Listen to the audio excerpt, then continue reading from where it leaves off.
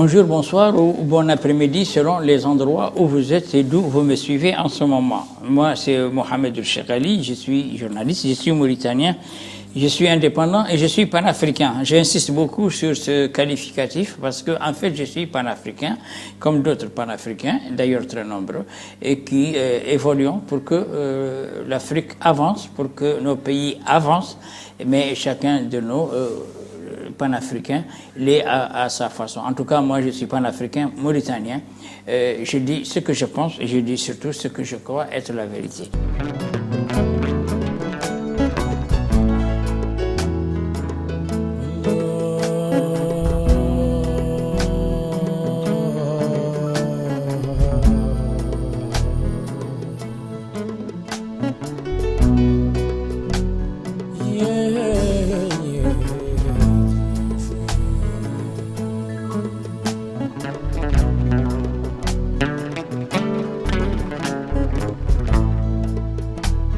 Zulu kala nani dinye fuye masa zulu kala nani dinye fuye Zulu kala nani dinye fuye masa zulu kala nani dinye fuye Zulu kala nani dinye fuye masa zulu kala nani dinye fuye Zulu kala nani dinye fuye masa zulu kala nani dinye fuye. Je vous propose de revenir en arrière pour vous rappeler une chronique, une vidéo qui a été diffusée le 17 mai.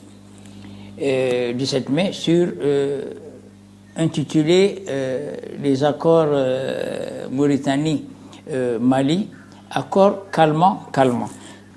Ce qui veut dire que les accords, selon moi, étaient surtout des accords destinés à revenir au calme entre les deux pays, parce que vous savez que la tension était montée non pas d'un cran, mais de plusieurs crans, après la série de tueries qui a été opérée sur des Mauritaniens en territoire malien. Donc, je ne reviens pas sur ce problème-là, nous le connaissons tous. Mais il est peut-être juste de dire que ces Mauritaniens ont été tués sur le territoire malien, évidemment. Ils sont Mauritaniens, mais tués sur le territoire malien. Tués sur le territoire malien, peut-être que le Mali a raison d'avoir agi ainsi, mais le problème n'est pas celui-là. Le problème, c'est que les Mauritaniens sont tués et ils ont été tués, ils sont pour la plupart des innocents. Et même s'ils n'étaient pas des innocents, la façon dont ils ont été tués, elle dépasse l'entendement et c'est ce que nous, Mauritaniens, nous ne pouvons pas accepter et nous ne pouvons pas admettre. Je rappelle simplement que le Mali et la Mauritanie sont des pays frères et amis. Cette chronique dont je vais vous faire écouter quelques extraits est une chronique qui a suscité énormément de débats. Mais je voudrais en tout cas dire au président Assimi Goïta, lui dire à travers cette rubrique, et j'espère que ces blogueurs, et ces chroniqueurs qui sont proches du pouvoir et qui sont proches donc de l'armée malienne pourraient trouver le moyen de lui faire parvenir cette vidéo et qu'il la visionne.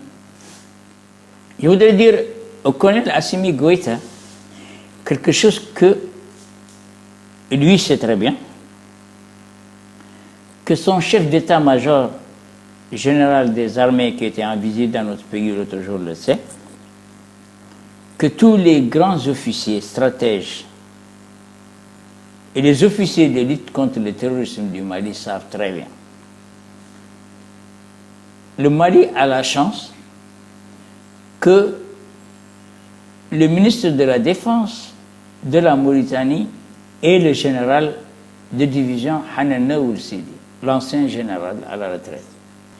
Il est bon que les Maliens sachent que si le ministre de la Défense actuel de la Mauritanie n'était pas le général de division Hanana Ould-Sidi, Mais Assimi Goïta, le président de la transition du Mali, et ses généraux de division, ses stratèges, ses commandants de forces spéciales le savent très bien que si le général Hanana Ould Sidi, que je vais vous montrer sur cette image, n'était pas le ministre de la Défense de la Mauritanie, Assimi Goïta se serait réfugié au Niger ou au Burkina Faso. C'est une chronique qui a suscité énormément de débats. Elle a suscité énormément de débats et elle a fait 71 commentaires. Commentaires qui sont variés. Je vais rapidement vous lire certains. Par exemple, Abdoulaye Traoré, 88-65, il dit que ce type est un comédien en s'adressant à moi. Et il ajoute que si Assimi n'a pas fait face à la France, c'est pas face à un pays comme la Mauritanie qu'il va fuir. Et puis, un autre, dans un commentaire, a dit que moi, j'ai parlé de la guerre entre le Mali et le Burkina Faso en oubliant de parler de la guerre de la Mauritanie, donc cette guerre des sables de 1976. Et puis, un autre qui dit que au Mali, ils sont 20 millions de combattants. Ce qui signifie ce que cela signifie. Et un autre qui dit, en disant, quand moi je disais que la Mauritanie ne veut pas faire la guerre au Mali, il réagit en disant, il s'appelle Nana Traoré, 337, il dit, le Mali a besoin de sa mer, l'océan, et qu'ils vont venir le récupérer l'océan. Et puis, il y a Alpha Omar Silla, 1531, c'est son pseudo, qui dit que si vous réagissez contre le Mali, il ira de votre perte. Donc, ne perdez pas la face. C'est ce qu'il veut dire, d'ailleurs il a dit. Et puis enfin, il y a Modibo Koulibaly qui dit que quel accord que Mali récupère son territoire, surtout. Pas d'accord que le Mali vienne récupérer son territoire. C'était quelques-unes des réactions. Mais la réaction qui m'a paru la plus intéressante et sur laquelle je suis revenu, c'est un Malien qui, vous allez l'entendre, a réagi fortement à cette vidéo. Il a réagi fortement parce que, vous allez l'entendre, et je crois que c'est le passage dans lequel je disais, moi, à Assimi Goïta, qu'il a la chance, connaître Assimi Goïta, qu'il a la chance que le ministre de la Défense mauritanien est Hanana Ould Sidi Ould Hanana. Cela a une signification. Et j'ai essayé d'expliquer quelle était cette signification. Assimi Goïta est son chef d'état-major général des armées et ses officiers supérieurs savent très bien ce que je veux dire. Ils savent très bien ce que je veux dire. Alors, peut-être que ceux qui ont un retard de compréhension n'ont pas compris ce que je voulais dire. Et là, je vais essayer d'être plus clair. Je voulais dire que la Mauritanie abrite en ce moment plus de 150 000 réfugiés maliens, qui sont pour la plupart des gens qui viennent donc du nord, qui viennent de l'Azawad. Et je disais que c'est potentiellement donc toute une armée, parce que en général les gens de l'Azawad, qu'ils soient arabes, qu'ils soient berbères, c'est en général des guerriers. C'est des gens qui sont de façon innée préparés au combat et ils savent se battre. Et la Mauritanie joue un rôle extrêmement important et ce rôle, son mérite revient au général Hanana. Pourquoi? Parce que le général Hanana, d'abord, il est de cette région qui est en proie à des troubles qui se passent de temps en temps. Et ensuite, parce qu'il connaît très bien la donne, j'ai dit, il a été chef d'état-major de notre pays pendant de très longtemps. Donc, il connaît très bien la donne sur le problème de la sécurité le long de la frontière mauritanienne. Et j'ai dit que si le général Hanan n'était pas le ministre de la Défense, après avoir été le chef d'état-major adjoint des forces armées mauritaniennes et l'actuel président mauritanien, qui était son chef d'état-major général des armées, j'ai dit que peut-être que Assimi Goïta irait se réfugier au Niger ou au Tchad. Ce que j'ai dit a sa signification. Pourquoi? Parce que si tous ces Maliens qui sont réfugiés en Mauritanie s'étaient retournés contre le Mali, et si la Mauritanie n'avait pas été très ferme sur le fait que ces Maliens réfugiés en Mauritanie ne doivent exercer aucune activité militaire susceptible d'apporter des troubles aux Mauritaniens. Ils le savent très bien qu'ils ont un statut de réfugié. Si la Mauritanie, j'avais dit, n'était pas très regardante sur cet aspect de la question, Assimi Goïta ne dormirait pas tranquille. Je l'ai dit et je le répète, et il le sait très bien. Parce que Assimi Goïta sait que le verrou que la Mauritanie met sur ce côté de la frontière, surtout du côté de Bassiknou, qui, vous le savez très bien, moi je le sais, les officiers maliens le savent aussi, le président Assimi Goïta le sait aussi, il pose beaucoup moins de problèmes que Adelbogro. Adelbogro qui est du côté de Mourdia, qui est tristement célèbre par les massacres commis par l'armée malienne il y a donc une dizaine de jours sur des civils. J'ai dit massacre, pourquoi? Parce que l'armée est venue, son camp a été attaqué, évidemment, et l'armée a riposté, et d'ailleurs elle a bien fait de le faire. Et dans sa riposte, évidemment, elle a fait subir à l'ennemi des pertes très lourdes. Et ça, c'est tout à fait normal, c'est une armée donc, qui se bat contre des gens qui ont peut-être beaucoup moins de moyens que l'armée elle-même. Mais ce qui en est suivi dépasse l'entendement, parce qu'on a trouvé le corps des gens qui avaient replié, on les a trouvés, certains égorgés, certains mutilés, certains les ventres déchirés, et tout ça, c'était horrible, c'était horrible. Ça, c'est pas de la guerre. Je ne sais pas comment ça s'appelle, mais ce n'est pas de la guerre. Je ne pense pas que ce soit la guerre. Je ne pense pas que ce soit conventionnel. Je ne pense pas que ce soit vraiment des agissements qui ont un aspect humanitaire. Maintenant, je vous propose d'écouter donc, et je le fais, et je dois rappeler en passant à tous ceux qui écoutent ces chroniques, que s'ils veulent répondre aux chroniques, évidemment que je prends les réponses avec beaucoup de plaisir pour que ça nourrisse le débat. Donc, j'ai là un Malien qui a réagi, lui, de façon vraiment très forte à ce qui a été dit dans cette chronique donc, du 17 mai, dont je vous ai fait écouter les extraits, et qui a réagi. Donc, nous allons l'écouter et je vais vous donner, en tout cas, mes observations, moi, sur ce qu'il a dit. Vous avez évoqué dans une de vos vidéos que si l'armée mauritanienne veut, vous allez arriver jusqu'à Bamako. On vous encourage pour ça. On vous encourage de prendre le risque de vous mettre dans un pétrin que vous ne pourrez jamais résoudre. Et sachez que ni la France, ni les États-Unis, ni l'OTAN ne pourront rien faire pour vous. Aucun pays ne pourra venir en vous remettre, en vous aidant. Prenez le risque. Prenez le risque. Prenez le risque d'essayer de répliquer face à l'armée malienne. Et là, vous allez connaître qui est le président Assimi Goïta.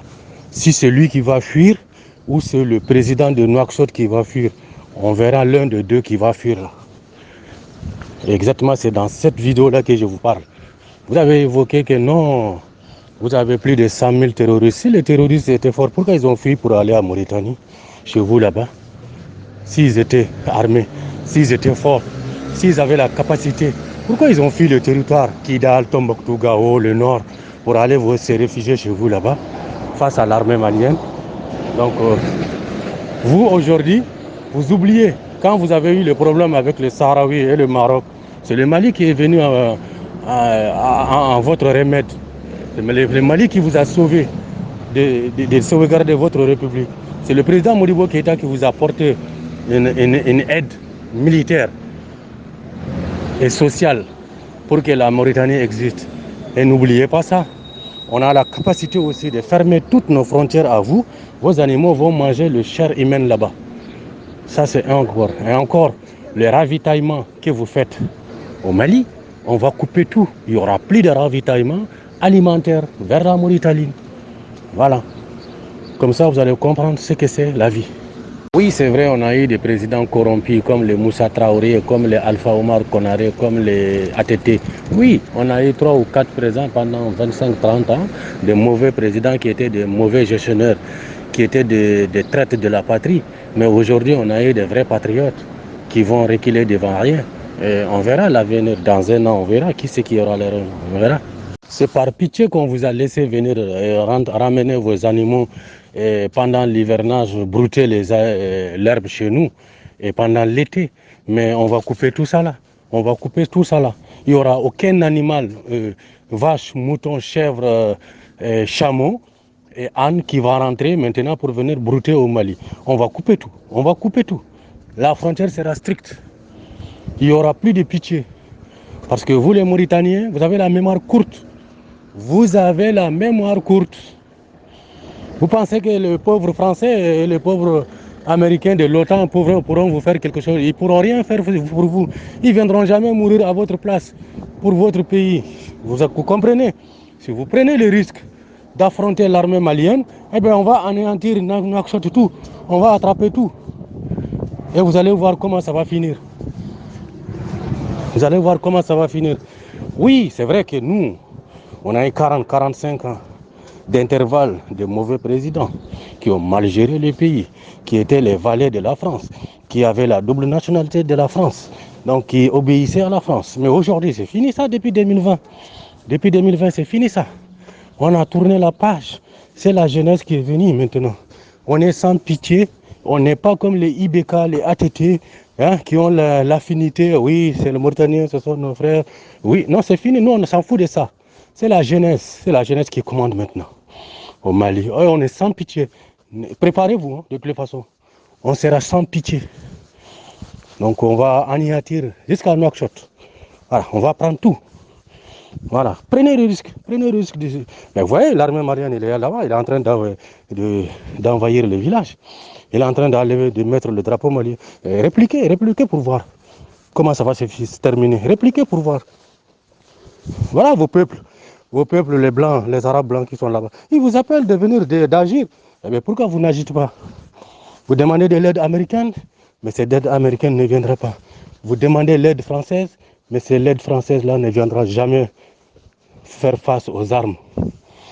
Vous voulez l'aide des pays arabes? Oui. Appelez l'Algérie, appelez la Tunisie, appelez l'Égypte, ainsi de suite, un pays, n'importe quel pays arabe que vous voulez, pour venir vous aider. Vous allez voir comment ça va se terminer.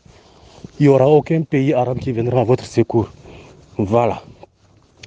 Les conséquences seront exposées maintenant. Et continuez. Nous, on vous attend. Hein. Nous, on vous attend déjà. Nous. On est à la frontière là-bas. Donc réagissez. On attend juste votre coup de réplique. Voilà, c'est tout.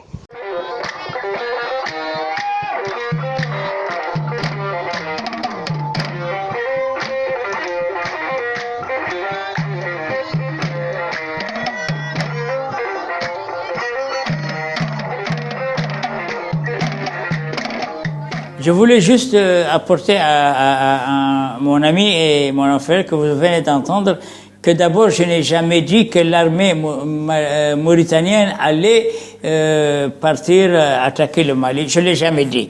Donc il n'a pas soit écouté attentivement ce que je dis, soit alors lui il avait envie de parler d'une éventuelle attaque de l'armée mauritanienne dont je n'ai jamais parlé. Moi, j'ai dit que si les 150 000 réfugiés maliens n'étaient pas contenus dans un camp et n'étaient pas vraiment neutralisés par les autorités mauritaniennes pour ne pas avoir des agissements qui pourraient des agissements qui pourraient apporter des ennuis au Mali, peut-être que le président Assimi Goïta serait parti se réfugier au Burkina Faso ou au Niger. C'est ce que j'ai dit. C'est pas ce que lui dit que j'ai dit. Ce n'est pas ce que j'ai dit. Oui, il a parlé là de la transhumance animale entre le Mali et la Mauritanie, et cette transhumance animale est d'un très grand intérêt pour la Mauritanie. Pourquoi? Parce que vous avez là, au niveau de la frontière et surtout du côté de Fassalanéré, du côté malien, les terres sont humides. Donc vous avez la forêt de Ouagadougou qui constitue un lieu où les animaux peuvent donc en transhumance s'abreuver. Et il y a des forages donc qui ont été construits dans cette zone. Je ne sais pas, j'ai peur de me tromper, mais peut-être, je crois que les forages ont été construits par la Mauritanie. Bon, sans pitié, oui, vous êtes sans pitié, ça on l'a bien compris, parce que votre armée et ces mercenaires russes, ils sont sans pitié, parce qu'on a trouvé des ressortissants mauritaniens qui ont été brûlés vifs, on a trouvé des ressortissants mauritaniens qui ont été égorgés sur votre territoire, et maintenant, chaque fois que des Mauritaniens disparaissent dans votre pays, malheureusement, on les retrouve morts, assassinés, de sang-froid. Je crois que la pitié, vous avez parfaitement raison, vous n'avez pas eu de pitié, la pitié, vous la connaissez pas.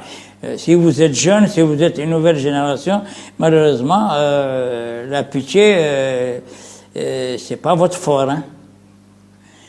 Maintenant, en ce qui concerne les présidents du Mali, qu'ils soient des présidents bons ou qu'ils soient des présidents mauvais, je pense que la Mauritanie ne s'ingère pas, d'ailleurs notre président l'a dit, la Mauritanie ne s'ingère pas dans les affaires intérieures du Mali.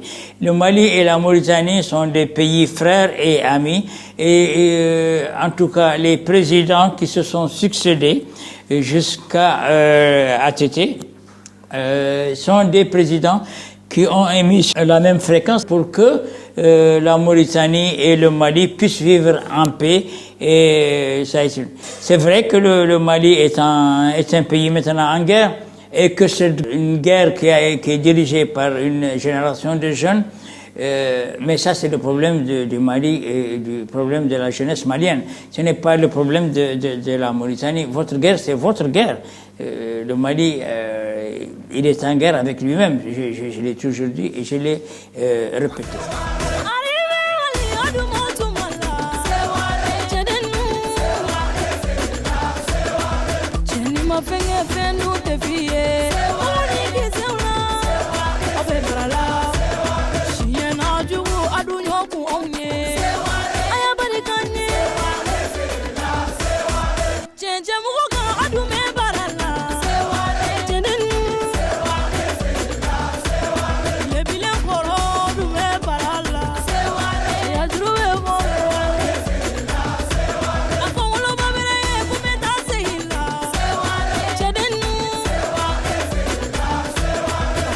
Le Mali, d'Assimi Goïta en route pour avoir sa propre mer. Incroyable pour une première fois depuis plus de 50 ans.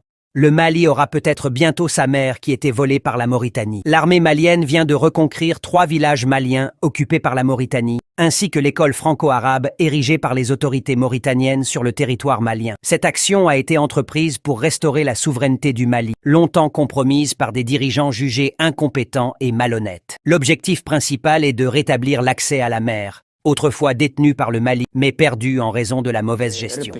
Maintenant, nous avons entendu donc ce Malien qui a dit ce qu'il pense de cette chronique qui a été diffusée le 17 mai.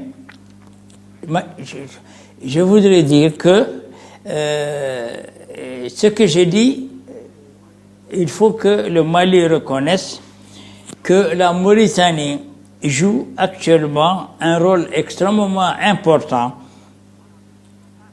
dans la sécurisation de la frontière du Mali.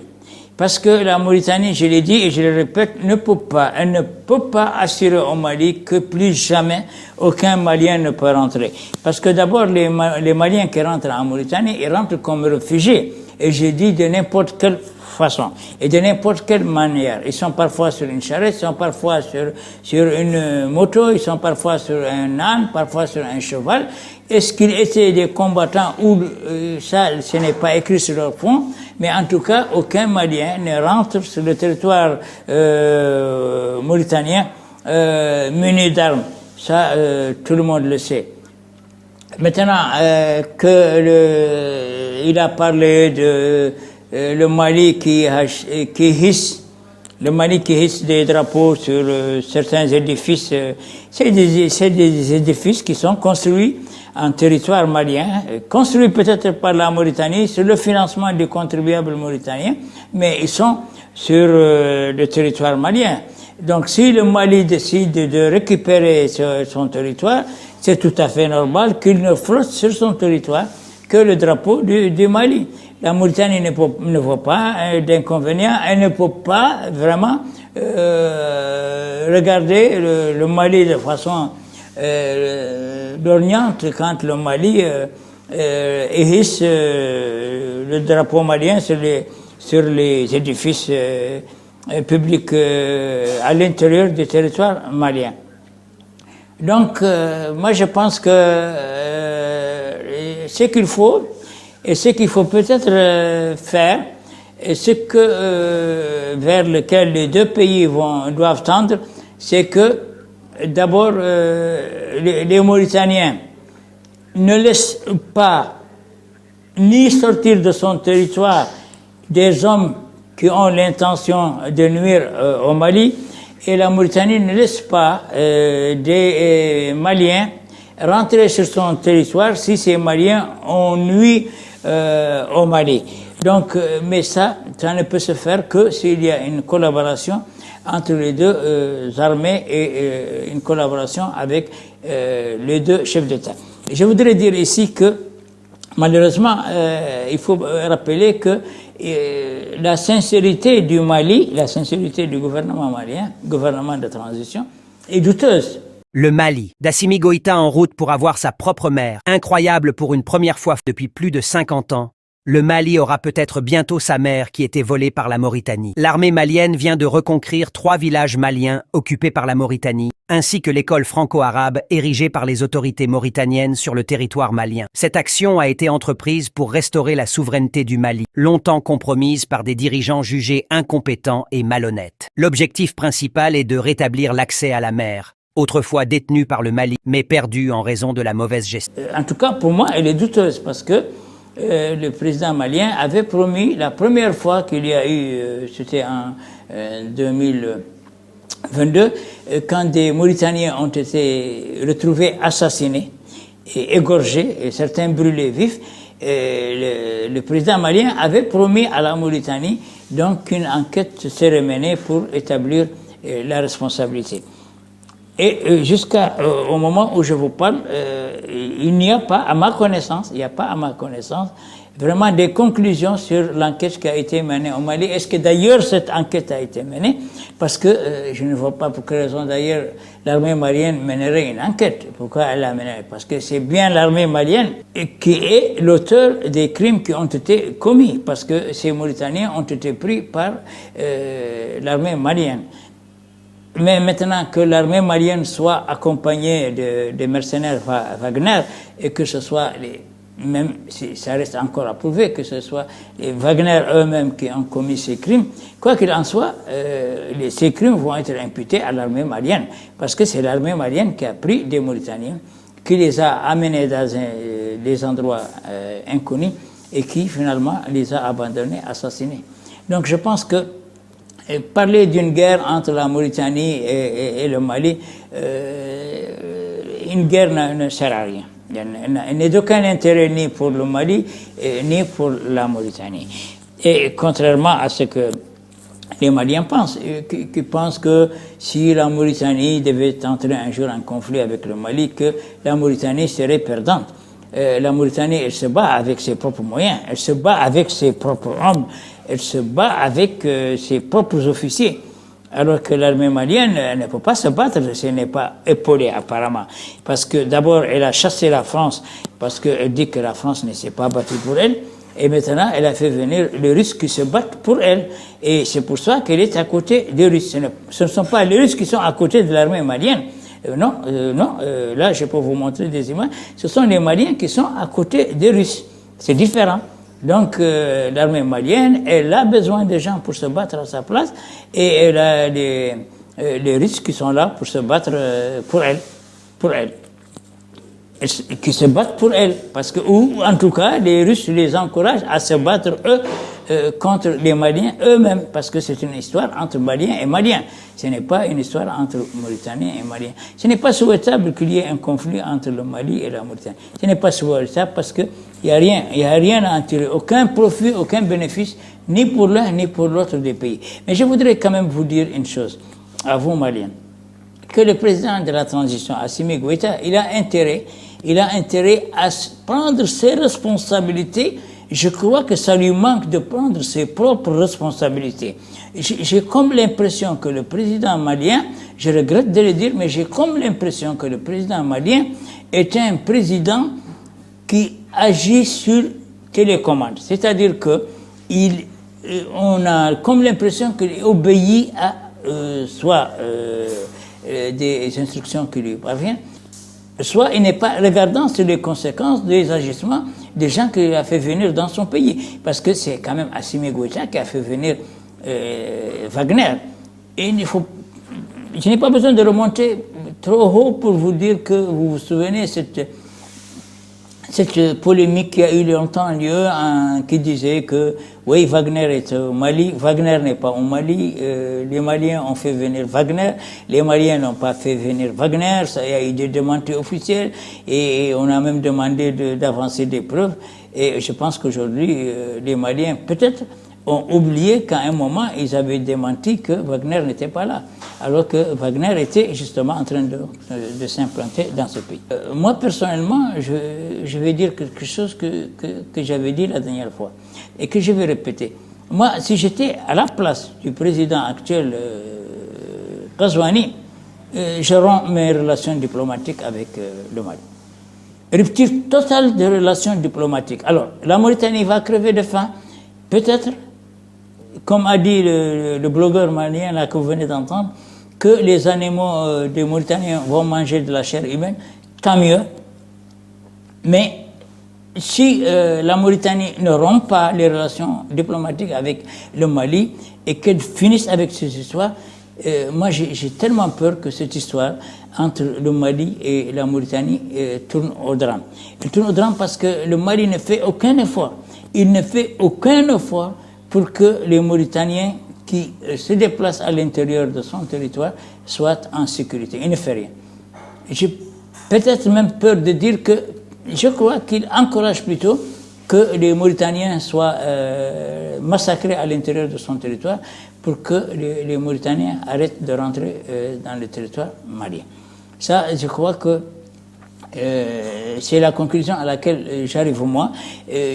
Et j'espère franchement que ce ne soit pas la conclusion à laquelle arrivent les deux états-majors des armées, l'armée malienne et l'armée mauritanienne, qu'ils arrivent donc à cette conclusion qui fait penser maintenant que pour le Mali, tout Mauritanien qui se déplace à l'intérieur du Mali, dans la zone de Fassala-Néré, dans la bande entre Fassala-Néré et Adelbogrou, est une zone rouge où tout Mauritanien qu'on trouvera est un Mauritanien mort. Je crois que c'est le message que le Mali cherche à véhiculer.